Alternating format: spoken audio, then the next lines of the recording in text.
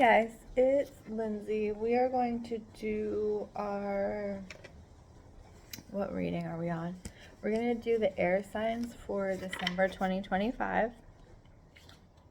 As always, if any of these messages don't align for you, please only take what you need and leave the rest. I suppose I should bless the cards, so we're going to bless the cards. Spirit, we ask that any and all messages that come through the cards come through with clarity and understanding for all those involved and for their highest good at this point in time only. Yep. My dishwasher's going in the background, so I'll try to edit that out because it's very loud.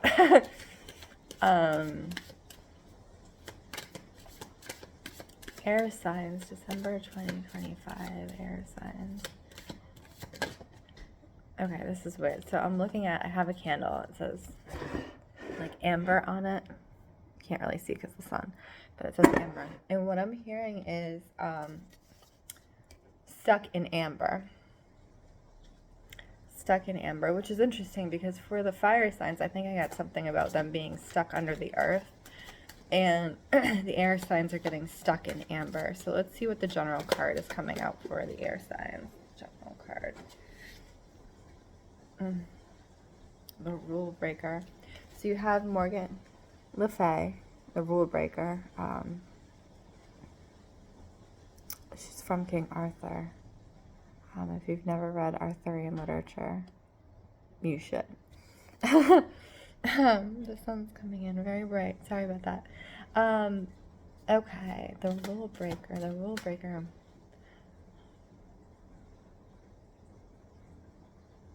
On the outside, it looks, so if you can see this card, and you might not be able to see it, let's see. You see all these things that are kind of rising up around her. It's parts of her dress, but it's kind of not. It's almost like these external forces have risen up around you, air signs, and have started to kind of overpower you in your life. And it's like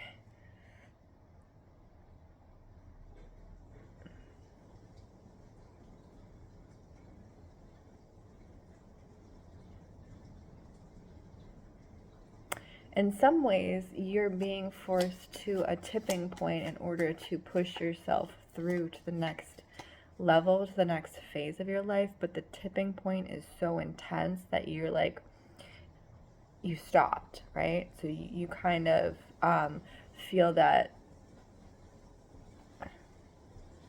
where am I supposed to go from here? What am I supposed to do? How do I solve this? How do I move on from this? How do I get to the next step? And so you're frozen in amber. And maybe if there was one opponent that was trying to take you down energetically, one thing that was taking you down energetically, you could handle it. Maybe if it was even two, but it almost feels like there are multiple things that are energetically trying to take you down, take you under. And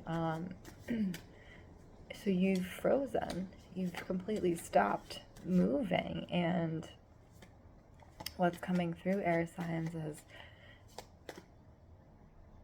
you have more power than you realize, okay? So if you see, she has these things around her, right, that are rising up. But then look at what she's doing. She's conducting, that's the sword. That's King Arthur's sword, I think. Well, there's two swords, so maybe, who knows. But she's conducting the elements around her, okay?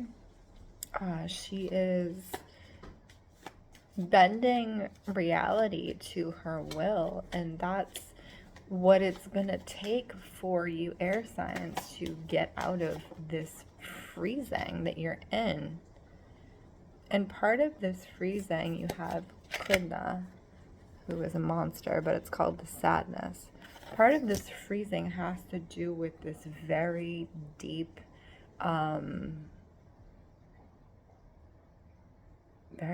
sadness, very deep malaise, very deep weight of emotions, right?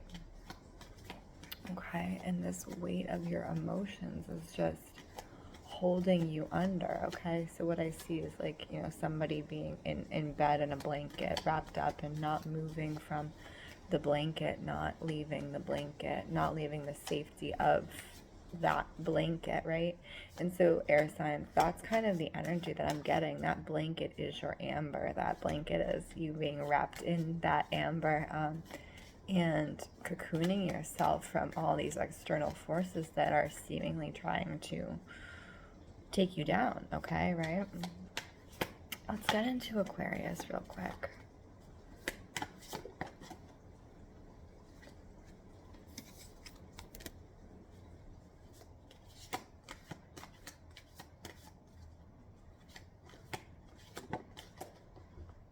Okay, so we got 3 cards for Aquarius.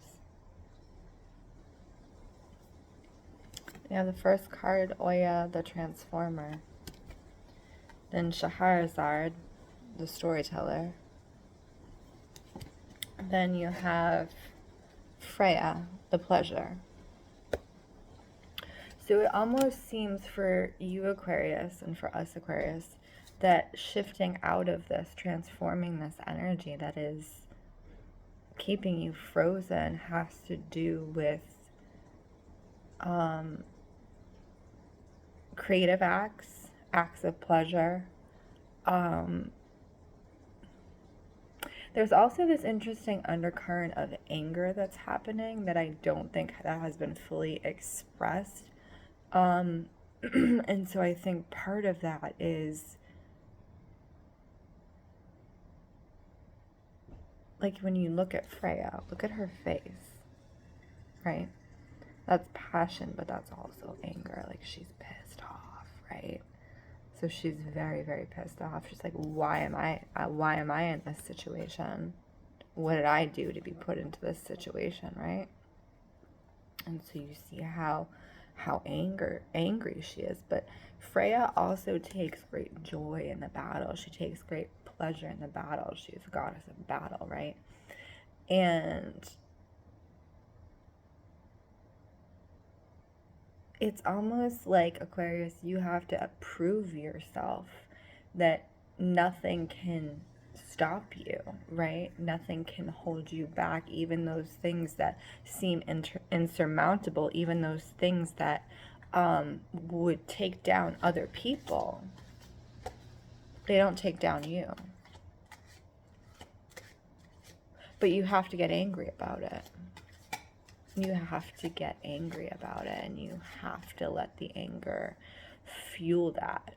And you have to create, and you have to find pleasure, and you have to do the things that bring that spark of life back into you to transform your energy. It takes that fire energy, because anger, pleasure, creativity, they're all part of the same construct of the body, right? So they're part of the same energy center. They're part of the sacral chakra, okay? And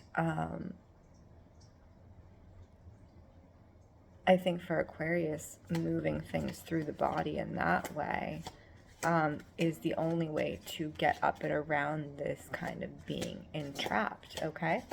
So let's see what else is coming in. Who do we have? Let's do Libra. Okay, this is funny. Let's see. I picked up a different deck without even realizing it, Libra. So you have loyalty, red crown crane, and then you have companionship, dog, right? So for you, Libra, I think yours, getting you out of your kind of sadness, your funk that's happening here, is more to do with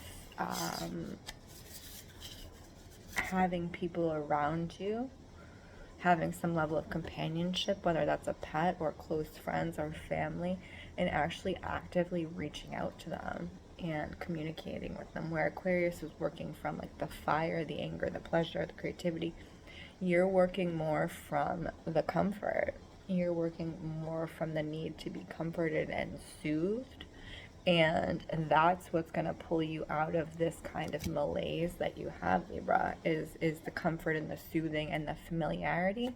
You're dealing more with the root chakra energy, Libra. So I think that's really important to note, is opening to that root chakra energy. Okay, Libra. Gemini.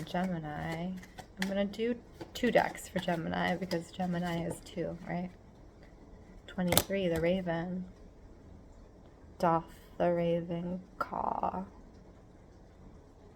And the word says news. Gemini. So, Gemini, for you getting spurned out of your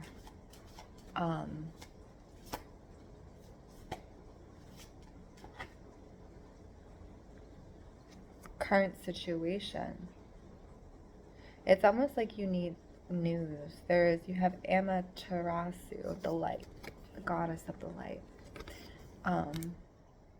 You're waiting on news. You're waiting on something to spur you out, to show you that there's a reason to be hopeful. There's a reason to get out of that comfort, out of that bed. And I think